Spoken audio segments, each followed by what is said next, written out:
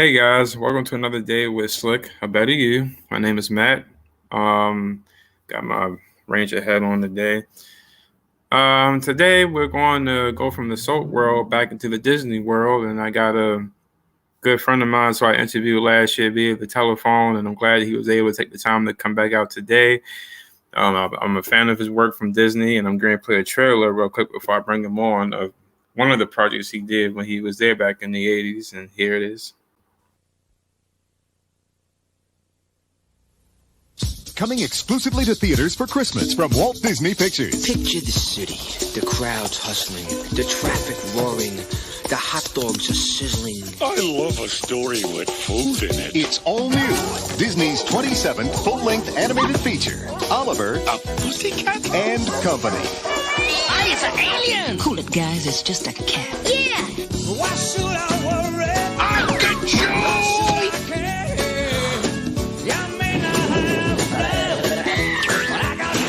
It's the story of Oliver, A little furball. a New York City orphan who joins the Dodger, Fagin, and some of the most hilarious characters ever Hey man, check it out. for a magical musical adventure featuring 5 brand new songs. Walt Disney Pictures presents Oliver and Company. If this is torture, chain me to the wall. So that was Oliver and Company, and here's my guest now today. I'm glad to have him aboard right now, ladies and gentlemen. Mr. George Scribner is in the house. Let's see. Hey, George. Hey, Matt, how you doing? Good. How you doing? I'm good, thanks. Good to see you. You too. So how things been going with you, art-wise, pre-pandemic-wise, since the last time we talked? Pretty good. I'm still doing some work for the Disney Cruise Lines, doing some paintings for them, and I'm getting ready to do a show in Panama, where I'm from, in May of the coming year. So I'm pretty busy. Okay. It's good. Yeah. So, I'm glad you was able to come back again. Since then, I've been doing my shows live. So for those who didn't see last time when I talked to you, how, like, growing up, did you have an interest to be an animator or to get into the art world in general? No, actually, I didn't really know much about animation. I was born in Panama overseas, and I always drew as a kid. And I guess, I majored in film, and I read an article after I got out of school that Disney was looking for animators, and I had directed theater and I could draw, and thought, well, this could be a cool way to combine like some skill sets. Like I could draw, I could act, I could direct. And so I Right. just said, hey, I'll just give it a try. And I moved to Los Angeles just learn the business. Right. Did you go to Cal Arts? No, I went to a film school in Boston, Emerson College. Mm. So I didn't go to Cal Arts. Okay. I teach there occasionally. I teach like animation or painting classes and stuff. Okay.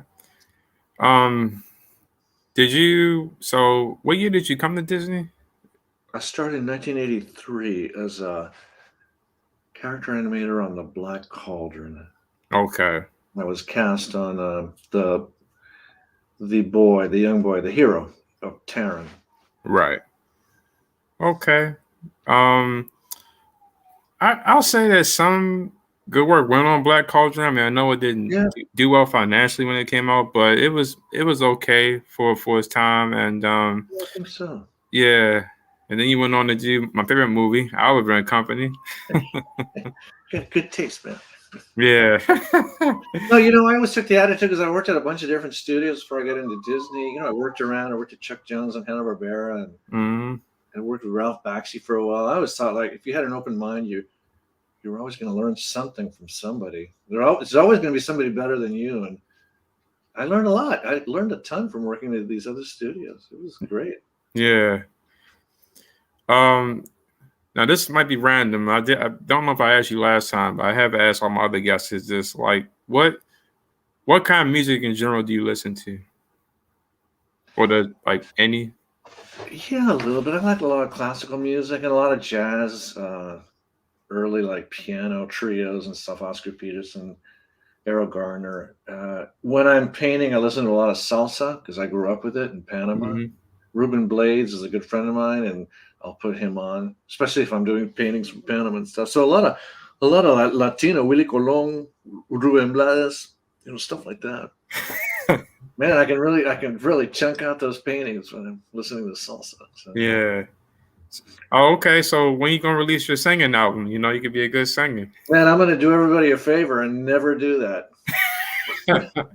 Matt, that's like torture.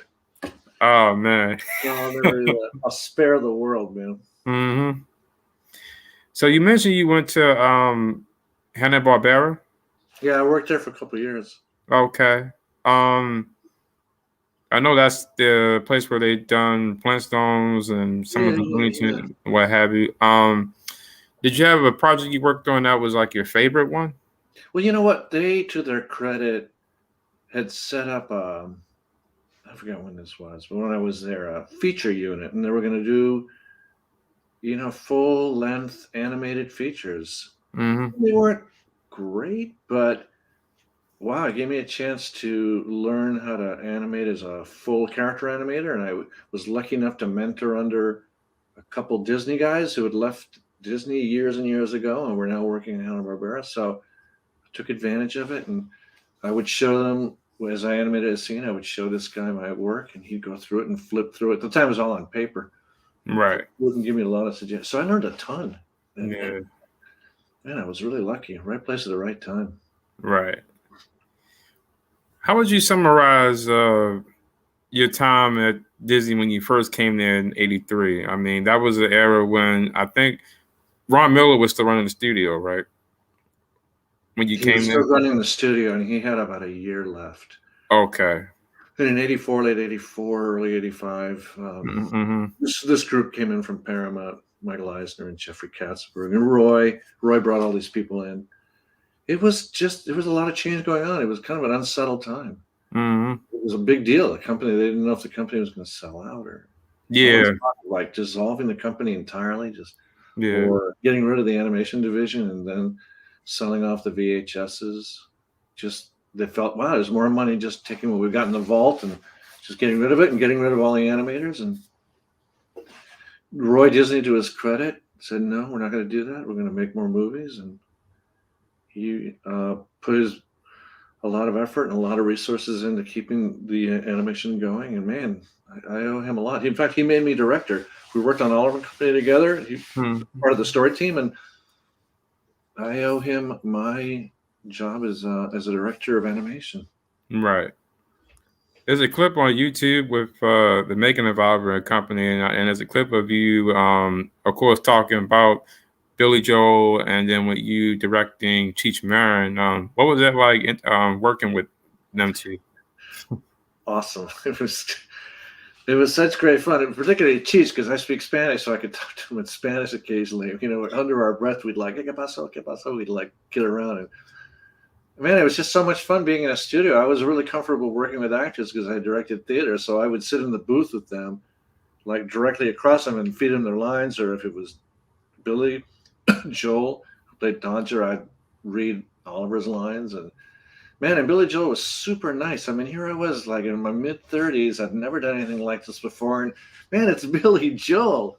Man, I'm in the room. Estoy aquí con Billy Joel. Mira, mira, mira. Look, man. This is awesome. Right. It was like, wow.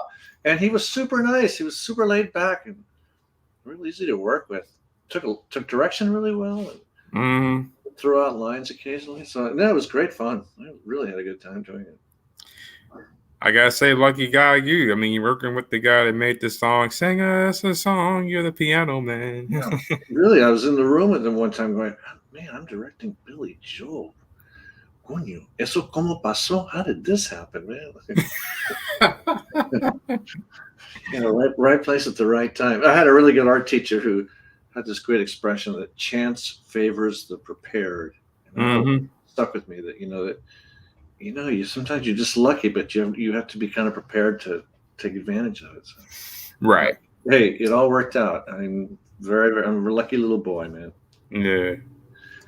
Were you surprised by like I said again before, I know that was Michael, Frank, Jeffrey, all of them had came, and Roy as well. Yeah. And they was taking the company in better direction. Oliver came out after Great Mouse Detective and Roger Rabbit. like how happily surprised were you just how big Oliver became when he came out? Pretty happy.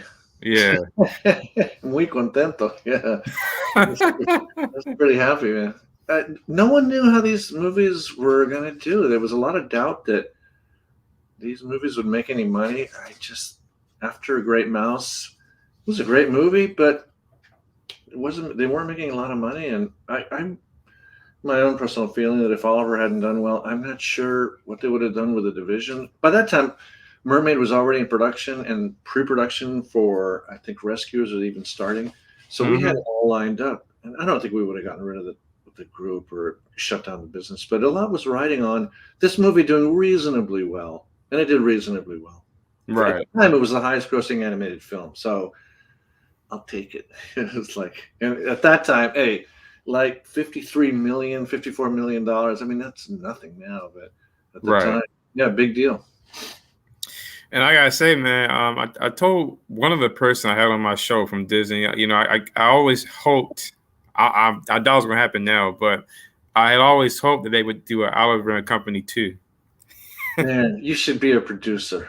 Man, you're in the wrong business. Get out here, man.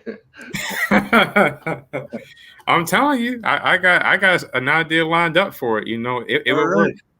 I mean, I don't know how. I mean, I don't know if it would be 2D since 3D is taking over, but you know, it'd probably be CG. We'd probably do it. Well, Cheech and I met after Oliver came out, and we explored some ideas for. Because Cheech was such a popular character, Tito, the little dog Tito was such a popular character, we explored some ideas. Right. It was like Mermaid came out, made double what this did, and then Beauty and the Beast, and they just exponentially, every picture just made more and more and more. So, but thanks, Matt. I appreciate it from my heart. I appreciate it. No problem, man. I have to say I didn't see that movie until probably 96 or 97. I first rented the movie on tape for people watching back in the day tapes. I rented it first, and then I had my own copy years later and thought that was a good movie. No, thanks, man. It was a lot of fun to make. And at the time, it was kind of groundbreaking. Like, man, a dog stealing a stereo out of a car for Disney? Really? Man, it was funny. We tried a lot of things, and, you know, it was kind of like the first of the whole new batch, that second golden age of Disney, and a lot of animators who were the keys on Oliver went on to do Mermaid and Beauty, and you know, it's just little baby steps, and it worked out great. I got a trailer for another movie that you worked on from Disney. Let me see if I can get it up here.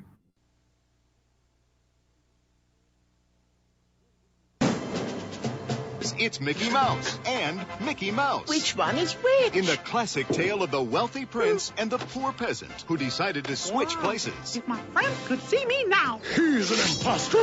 I'm the prince. If they don't you crap. Join Donald Duck, Goofy, Pluto, and Mickey Mouse in his first new big screen appearance in almost 10 years. Walt Disney Pictures' The Prince and the Pauper. What was that like?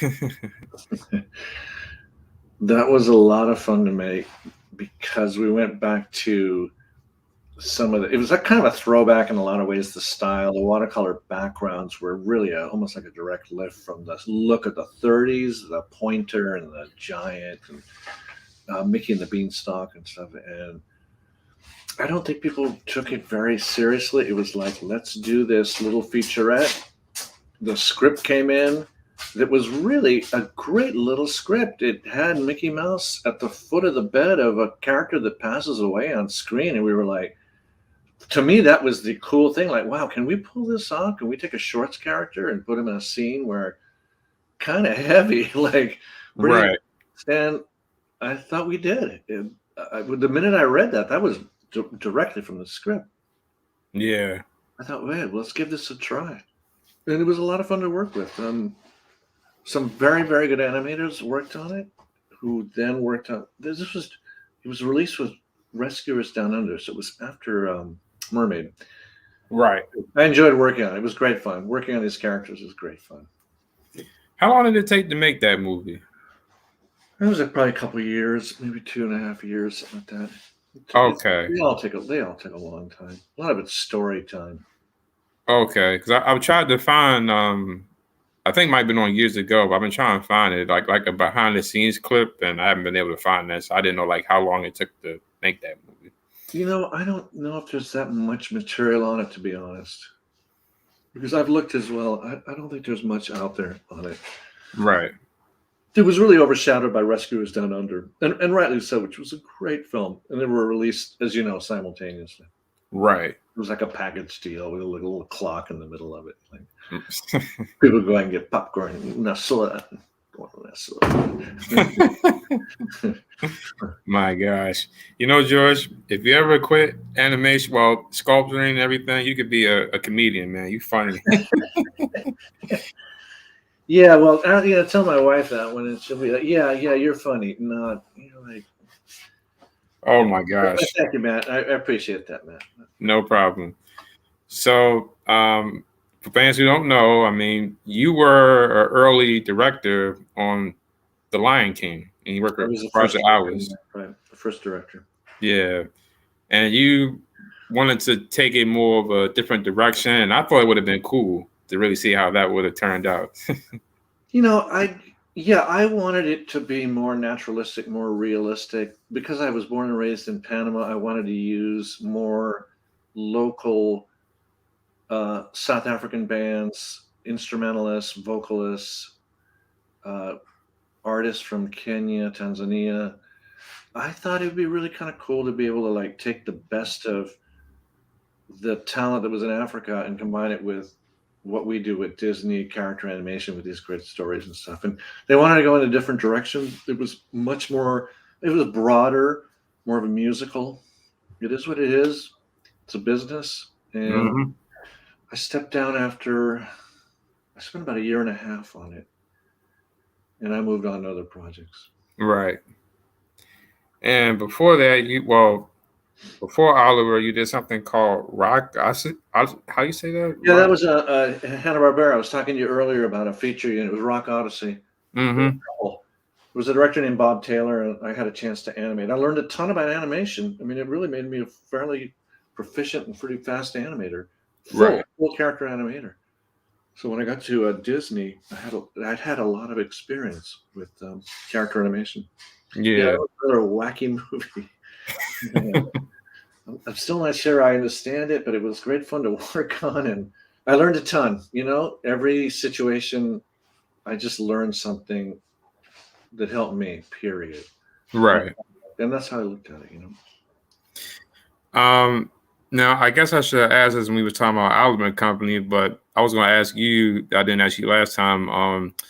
What was like the day-to-day challenges of directing? I mean, this isn't like it wasn't a live action piece where you directing people. Well, you are when they're voiceovering, but this is an animated picture. So like what is that like directing an animated movie? Like what is that? What is the day-to-day feature with that when you're directing that? Part of it's time. Part of it is just it's very laborious. And I would say another big part of it is I was used to working in live action or theater. You direct once, you stage something, you mount it, you're done. Right. Animation, you work with a group of writers, and you now direct a group of voice actors. Then you take that same material and now you direct a group of animators or actors on paper. So you're sort of not repeating yourself, but you're working in sort of stages where it's just so much more time intensive. The rewards are amazing because what you get from animators, these fantastic performances, but it's just the time frame it's staying invested in a project over that many years, maintaining the passion for it when you're working on something 5 or 6 years, 3, 4, 5, 6 years. We used to laugh in animation. We'd sit around, other directors and myself, we'd laugh at live action directors and talk, yeah, man, I spent a year on this project.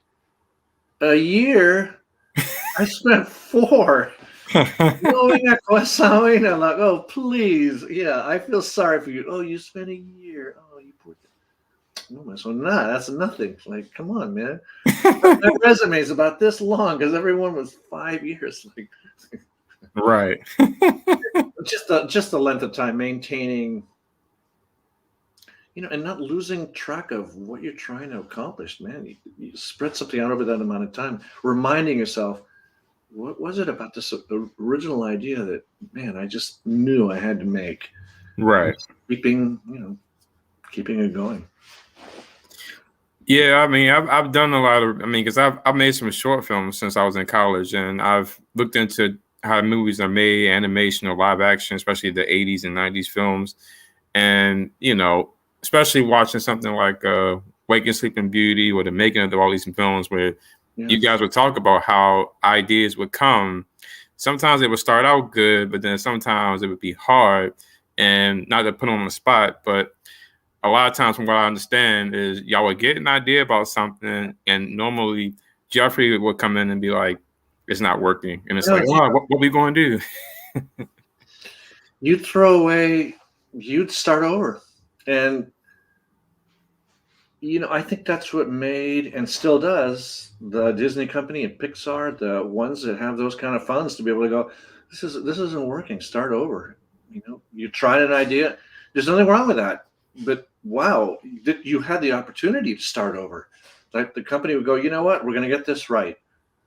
This isn't working. I mean, where else can you work where that happens? Like, wow, like, right. You're in it, and too bad. This is fixed. And hey, I'm sorry. Mm-hmm. It is what it is. But we started on Oliver and Company, redid it twice, almost entirely. Started over. Wow. Lion King. I had a version of it. Then I had another version of it when Roger Allers came on board. And then when I left, when Rob Minkoff and Roger took it over, you have to give credit where it's due, where Disney's like, this isn't working. You know what? It's not ready to go. Right. Let's get it right. And wow, I think that's why our pictures, because no one's a genius, and you don't know what you try stuff and it doesn't work out. You try something else, that doesn't work. You try something else. It's a long haul. Right. So what exactly was your thoughts per se when 3D started taking over? I mean, I know Pixar was starting it with Toy Story and what have you, and now we're into the medium of 3D and 2D is kind of faded out. Like, what was your thoughts when that first started happening? I never had a problem with it. I always thought, like, wow, from a director's point of view, like, look at the subtlety. I just watched Encanto. Mm-hmm. The range of a performance that you can get out of the computer now, the level of sophistication in the facials now that was really hard to do when you were working traditionally. If you're doing cleanup and you're drawing and you're off, your line is off a little bit, man, that stuff starts to jitter up on screen. But in a computer, wow. There were some performances in Encanto that they were fantastic. The range of subtlety and some of the expressions and stuff. Man, if I directed again, I would love it, just to be able to get that kind of sophistication in a performance as a director. Right. Having directed theater actors and knowing what you're capable of doing. No, I have no issue with this at all. It's just another tool. If you don't know what you're doing, it doesn't make any difference whether you're on paper or you're doing it on the computer. Those are just, I call these are just pens. They're just, right. They're just another means of getting it across. Mm-hmm. Well, you've done a lot, over the years. I wanted to ask you, what would your definition be of art, pretty much? How would you sum up art? Man, heavy, man. I don't know. I just do a lot of different stuff, and I don't have a really good. That's just too profound for me. I'm just not that bright. I'm sorry, Matt. I do a lot of painting and I do a lot of theater, and I don't know. It's some kind of an expression. We all seem to have it. The need for some kind of self-expression. You've done some of it. I know. It's part of the human condition. There's no escaping it. We love to tell stories. We love to paint. We love to draw. We love to write music. It's part of the human condition. I think it's almost an indispensable, like inescapable part of who we are as human beings. It's not as heavy as I can get, man. Oh man. Well, talk about your sculpturing. I mean, how did that come about for you? How do you find like I guess another heavy one. How do you find the inspiration each time you do a new project? Are you talking about the painting projects I do, in other words, or what? Yeah, your painting work. I really love to paint. I've been drawing my whole life. Took classes with some really good painters that were brought in at Disney. To their credit, again, they had the resources to bring people in to make people just so their employees got better. Man, Right. I started taking to it, and I don't know why I love doing it, man. It's tactile. It's one of the few things. I don't know how you feel. You ever gotten in that mode where, man, you're into it and time just disappears and time disappears? I have. Yeah. Mm-hmm. Yeah, you must know it. Any artist, if you're really into it, that's almost like the true test. If time disappears, you're somewhere else. And I love doing it. So I stay pretty active. I do commission work for the company, for the Disney company. Mm-hmm. I'm doing, like I said, I've been painting scenes of Panama and the Panama Canal because I just grew up with it. I love it. I don't even think about it. It's just, wow, I really want to capture this in paint. Can I do this? Can I capture something at scale in paint? Right. I don't have much of a heavier answer than that. I just really, man, I feel really good when I paint. It's like a release. Yeah. It feels like you're contributing. You're adding something. You'd like to feel, man, when I'm gone, maybe you left the place that much better, that much better, that much better. Exactly. I'd like to think. I mean, Yeah, I mean, you honestly, talking with a lot of you guys. I mean, since I last talked to you, I've had Nick Ranieri on here and Don Hahn. So many people have been on here since then. I'm getting ready to interview Will Finn next week. Oh, good, great guy. Yeah, say hi. I will, most definitely. Yeah, give him my best. It's like you guys have left a legacy. It's like, and it's like I had talked with Gary Tronsdale about the other day about that. It's like, not to call you guys old, but it's like, no, who knew? No, you're like, hey, look at this. Check this out. Man, you can dye it and wash that out, man. Come on. Just go to Home Depot and buy one of those cans of paint. Sure. Yeah. Look, I'll give you some of mine, okay? You look good, Matt. You look good. Thank you. I look good at 30. Thank you. Yeah, you look good. You look good. No, it's cool to be part of this group of people. Hey, how many people in their lives, I've said this to other people, get a chance to do what I've done or these other people that I've worked with have done in a lifetime? Mm-hmm. Wow. I mean, I remember being in Panama when I was 25 thinking, man, I really want to work at Disney. I would love to work at Disney. I sent them a portfolio from Panama. They wanted loose sketches of the human figure. They wrote me back saying, hey, you know what? Nice try. It's just not what we're looking for. And I just said, I don't care. You know what? I'm moving to LA. I'm going to give it a try. I kept submitting portfolios over and over. Finally got in. But who gets, I don't know, man, lucky. I know a lot of it's work. Yeah. Who gets that opportunity in their lifetime?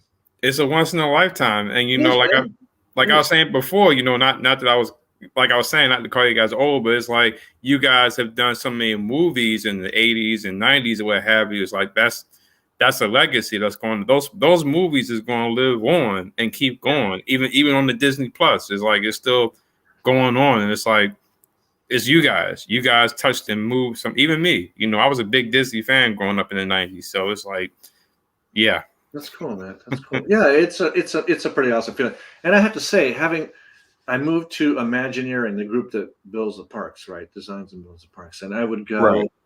I directed a movie called Mickey's PhilharMagic. It was a 10-minute 3D, actually 4D, because there's all these effects in the theater. It's a 3D movie. You wear not head mounted, but you wear, the 3D glasses. And it's great. It's got all these characters in it. And I would walk out with the guests. It seats about, I don't know, 1,000 people, pretty big. And people would be going, "Oh man, I remember walking next to a kid and he was like, God, Dad, that was awesome."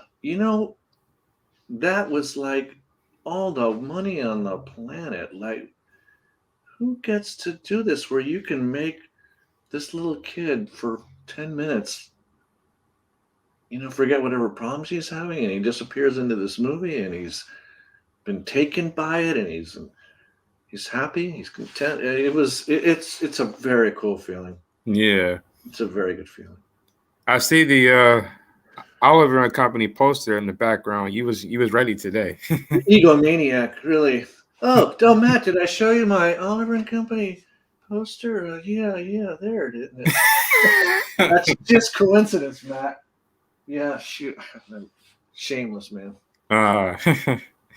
Well, do you have like, well, I know you worked at Hanna-Barbera too. Like, did you have a favorite film from them or from Disney growing up when you was a kid? I always really liked Jungle Book. Mm-hmm. It was a really simple little story with great little characters hanging on it. That's the reason I always liked Nemo from Pixar. And I really liked, what was it, the one we just did? The Disney movie. Oh, man, I can't, tongue tie. Anyway, the first 20 minutes of Up is just extraordinary filmmaking from people in their 40s and 50s to depict the entire life of a couple from them being children to the wife passing away. That was just one of the most, without any dialogue. As a director, I'm looking at it going, wow, this is really the best of filmmaking. You don't have to rely on dialogue, and you tell the entire story of their lives in short scenes and Right. the most emotional things that we've ever done as a group of animators. What was it? Oh man, I can't believe I can't forget this movie. It was about the little fox, the rabbit, who's a police officer. And I know what you're talking about, but I can't picture it. Zootopia. Okay. Zootopia, because it Okay. dealt with really, it had animation and it had all this great business, very entertaining business on the surface, and then underneath it, talking about some pretty intense human conditions of how we discriminated against one another, and you're in a class and you're not in this class, and it's one of the best things we've ever done, I think. I gotta check that out. I've not seen that yet. Yeah, it's really good, Matt. It's really, really good. Yeah. I tell some of the people I've had on from Disney, from me growing up in the 90s, my era of was more from the 90s, early 2000s to the 80s and pass on. Right. So a lot of stuff from today I have not seen, but I think the last thing I seen, it came out a few years ago, I finally saw The Princess and the Frog. I finally saw that one recently, but yeah, some of the like Tangled, Frozen, haven't seen them, but the classic stuff you would ask. They're worth seeing. Yeah. Like I was saying earlier, just how sophisticated some of the performances are.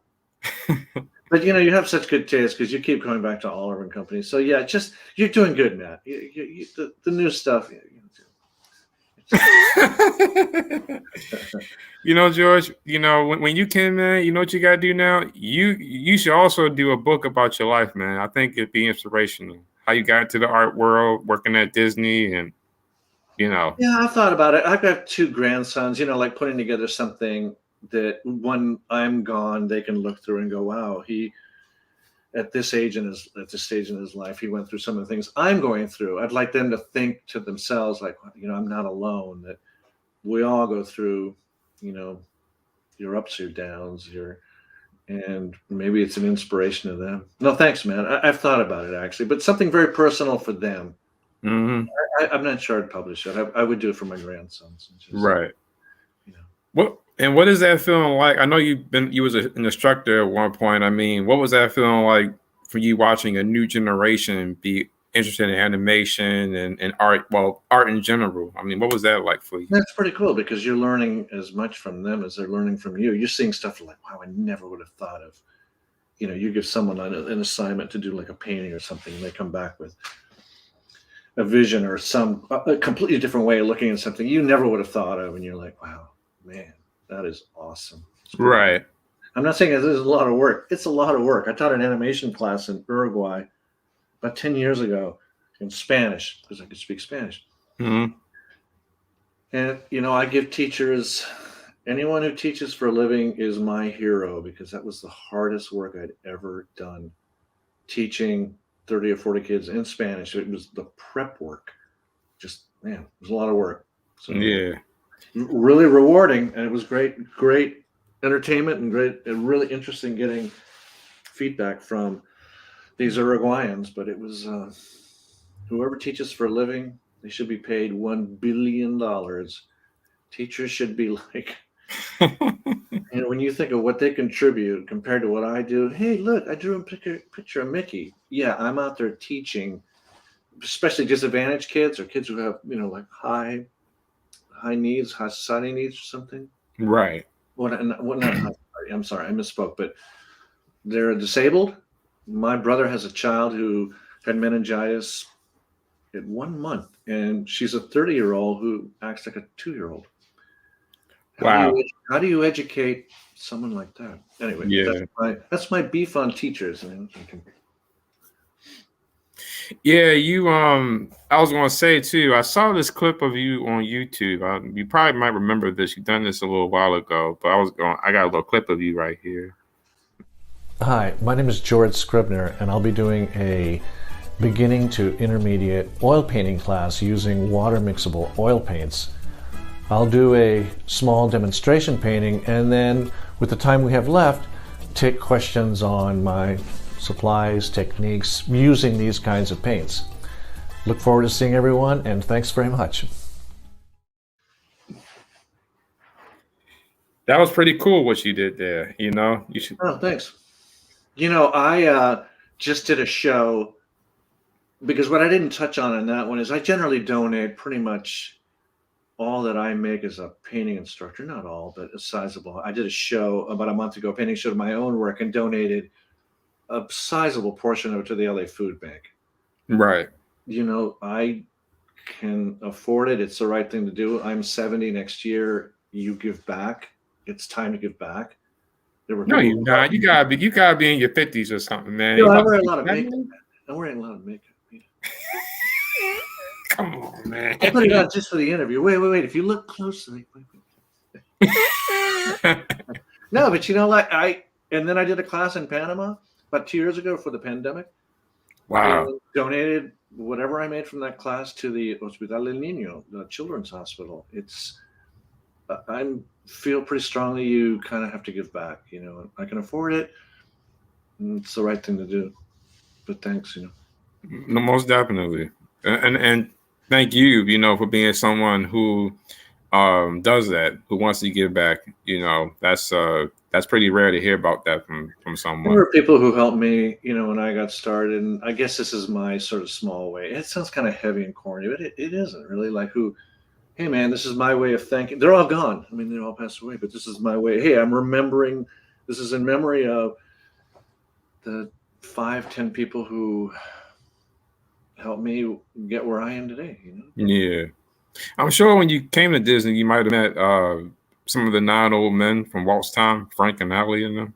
By the time I got there, Frank and Ollie were writing that book, and they weren't there, but they were in and out of the building quite a bit. And Eric Larson, I'm sure you talked about other animators. Eric Larson was still there, and you could take your scene to him, and he'd give you pointers and stuff. So another one who just, wow, I learned a lot from this guy. Right.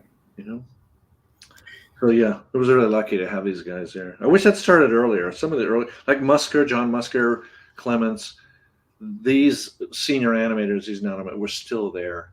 Mm-hmm. I would have loved to have started earlier. But anyway, I took advantage of whoever was there. So I gotta find those guys, Ron and John. I've been after them for like a year now. Yeah, you know what? They actually, I just saw in the trades they're starting another movie outside of Disney. So I don't know much about it. I just saw some kind of a little blurb came up.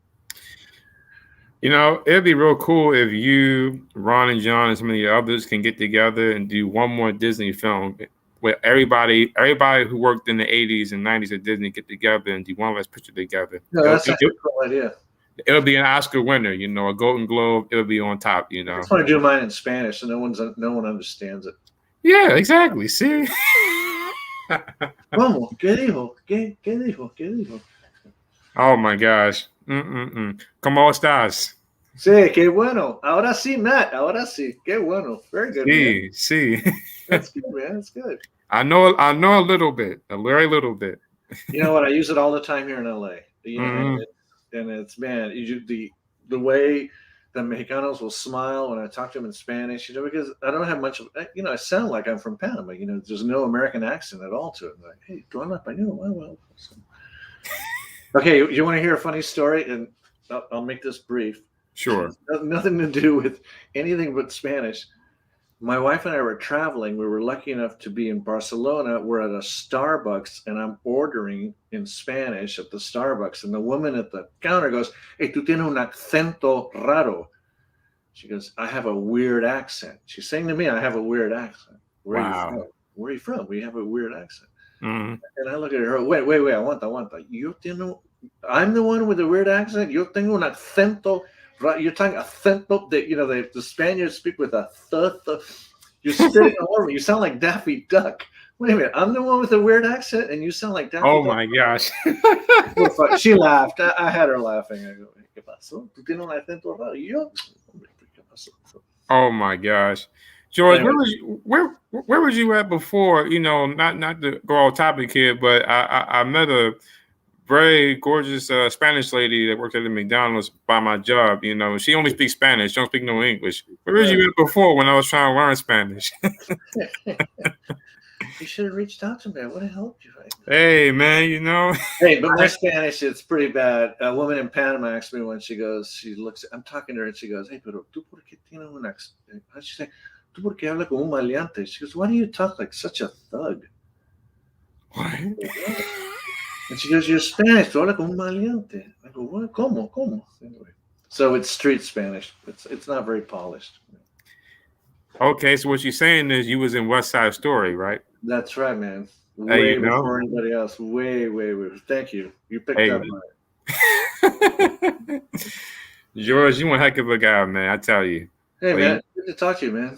You too. Well, you know, I thank you for taking the time to come back out to talk to me again. It was fun talking with you again. And like I told everybody else who I've talked with, I'm going to let Will know too next week.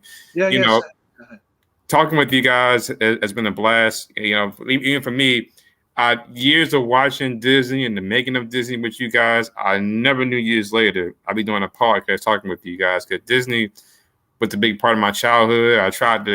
I'm not an animator, but I tried to sketch here and there, and you know, and I'm a huge fan of Howard Ashman and Alan Menken. You know, I talked to Howard's sister a few months ago about Howard. Again, you guys touched a big part of my childhood, and it's been a blessing to have talked with a lot of you guys. Hey, Matt, I appreciate it. Great questions and really nice to talk to you. I didn't get into doing animation because I thought I'd ever really make that much money. In fact, my father said, "That's cartoons. How are you going to make any money?" You know, you just kind of try something and you aim in a direction, and wow, it all worked out. But yeah, thanks, man. Hey, good to talk to you. You look good. Thank you, man. I like that hat. That hat alone. Wow, man. Yeah, man. This is kind of my summer hat, and I started wearing it when I started doing my shows. And my pastor's sister, she calls me Ranger Matt. I don't know how she got that. And at first I didn't like it because, you know, Ranger, I think of Ranger Smith from Yogi Bear. So I was like, Ranger, no. But now it just sticks with me now. So. No, it's very fitting. It's awesome. It's like a signature, Matt. No one will ever think of you without that hat. Exactly. I got this and another Cowboys hat in there because I keep saying I want to be like Chuck Norris from Walker. I want an all black one. Just, you know, I can't fight like him, but I want the hat. Well, very cool, man. Well, you know, George, thanks again for talking with me today. You know, you and your family have a safe Merry Christmas to you guys. Yeah, same to you, man. Same to you. Happy New Year. And, you know, hopefully down the line I can talk to you again. Yeah, anytime. Just let me know. I'd be happy to talk to you, man. Thanks again, George. All right, man. Hey, have a great Christmas. I'll talk to you later, man. You too. Adios. Adios. Adios. Well, you guys, thanks again for joining me today for another day with Slick. I better you. And and like they say, the best way to help advance others, to help advance better yourself. And next week, like you probably heard me saying, I'm gonna have Will Finn come aboard, another great Disney animator from the Disney era back in the 80s and 90s. Until next time, you guys be safe, stay well. God bless.